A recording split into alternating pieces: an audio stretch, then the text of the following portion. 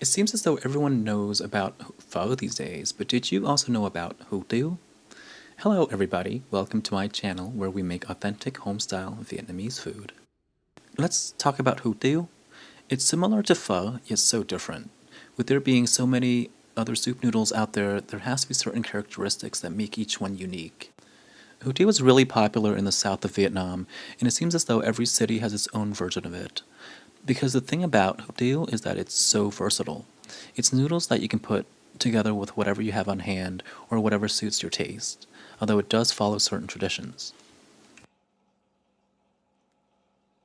Also, it's the toppings that really sets these noodles apart. We'll be dressing it with a refreshing Daikon chili pickle, as well as incredibly aromatic fried garlic and fried shallots.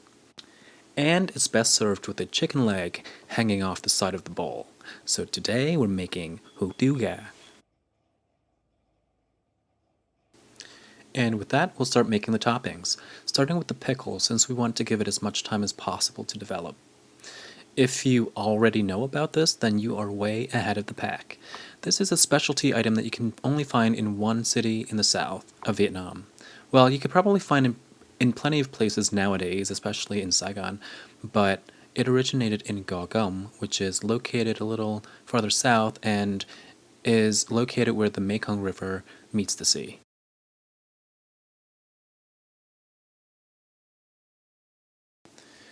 And I love this pickle. It brings such a nice brightness to the soup.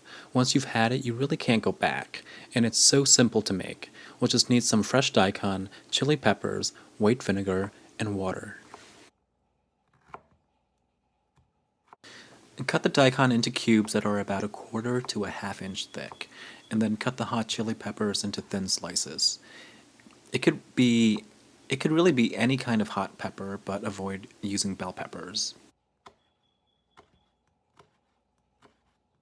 And then add everything into a small bowl, seeds and all, and then add a mixture of white vinegar and water that's about 1/2 and 1/2. And make it white vinegar if you want to keep it traditional. Make sure everything is submerged and then set aside until plating.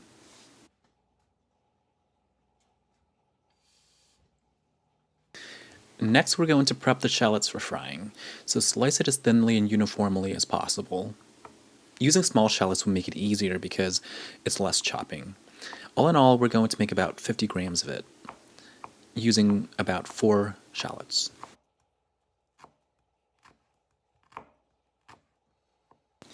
Since we're keeping the pieces pretty big, sprinkle on top about a teaspoon of salt, massage it into the shallots, and then transfer everything to a paper-lined plate.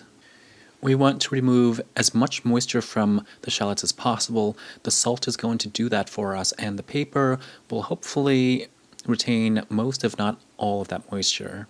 And spreading it out on a plate will help it to air dry. And then do the same with the garlic.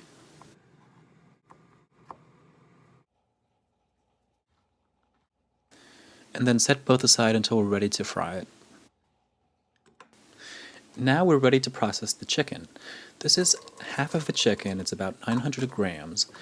This will be more than enough for about 4 bowls of noodles. So first wash it very well under cold water using baking soda or salt to rub away as much of the impurities and funk of the chicken as possible. And wash it until the water runs clear. Once the chicken is thoroughly clean, add it to a medium-sized pot, skin side up, and that way the skin won't tear. And fill almost to the top with cold water and make sure it's cold so that the skin will tighten up as it cooks. And then turn the heat on to high. And then add 1 tablespoon of white granulated sugar, a 1/2 tablespoon of MSG, 1 tablespoon of table salt, 1 tablespoon of fish sauce, a few big chunks of daikon, and make sure they're pretty big because they're going to be cooking for a while, 1 whole small yellow onion, some sprigs of spring onion, and about a teaspoon of whole black peppercorns, which should be toasted until it's fragrant.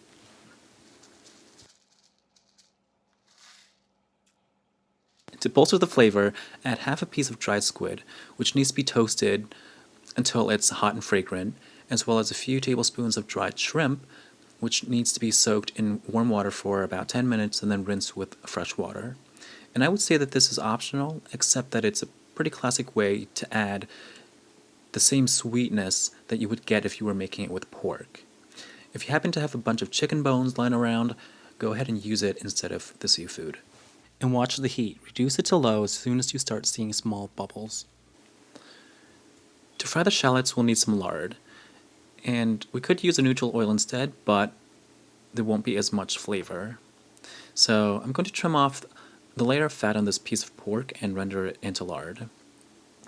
Cutting it up into smaller pieces will make it render faster, but the trade-off is that you have to watch it pretty carefully because the fat can burn really fast. I would start with low heat and then adjust as necessary.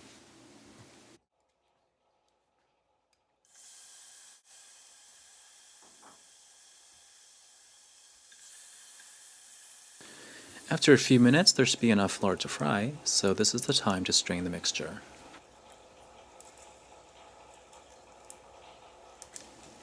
Put the lard back into the saucepan and back onto the heat, and then add the shallots. Make sure to stir it constantly, and when the shallots have reached a golden brown color, remove it from the heat and strain it.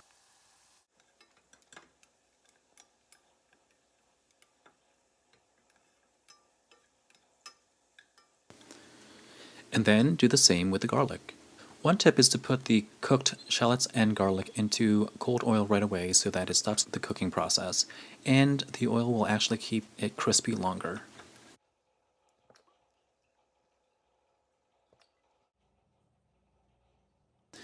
After about 45 minutes to an hour, the chicken should be removed from the liquid, along with the onions. Then fill the pot back up with fresh water and then re-season it depending on your taste. Here I'm using 2 extra tablespoons of white sugar and 1 tablespoon of fish sauce. Also, we need to skim off unwanted stuff on top of the broth. And I like using a mesh strainer lined with a paper towel because you can filter out all of the particulates and a lot of the fat. Plus, you can scoop more of the liquid along with the stuff since it'll just get filtered out, and then you can return it to the main broth.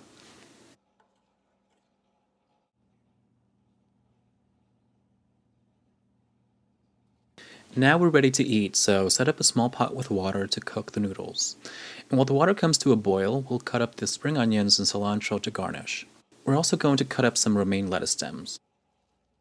Yes, I know how it sounds, but I had them left over from when I was making spring rolls. And it is pretty unorthodox since we normally would use bean sprouts and garlic chives, but it's what I have on hand, and you know what? It actually works. It can also provide that fresh and crisp taste, and it actually holds up pretty well in the hot broth. So I'm using a small pre-portioned bundle of noodles, which are pretty cool because they're tied up with a piece of bamboo.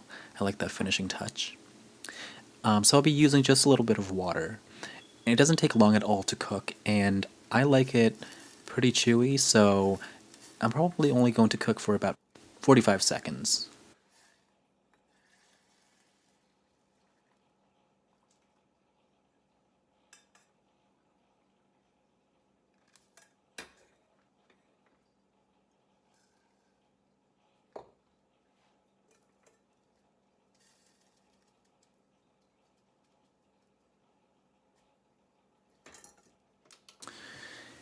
To put together our bowl, I'm cutting up that onion we cooked earlier. It should still have a nice texture and a lot of flavor. And next to it, put some lettuce stems, the herbs, and then the chicken, fried shallots, and fried garlic go on top.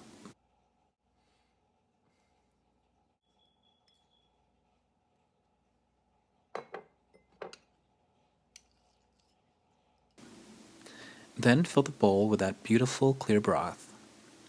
You could also scoop up some of the daikon, shrimp, and squid as well. Finally, we have to add the signature topping, the daikon chili pickle.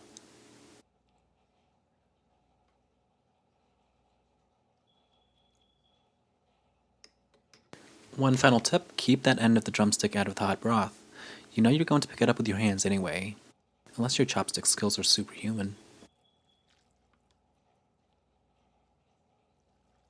And there you have it, a beautiful bowl of hoo-doo-ga to write home about.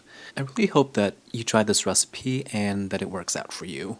If you got anything out of this video, please like, comment, subscribe, and share. Thank you. Have a good day, and until next time, enjoy.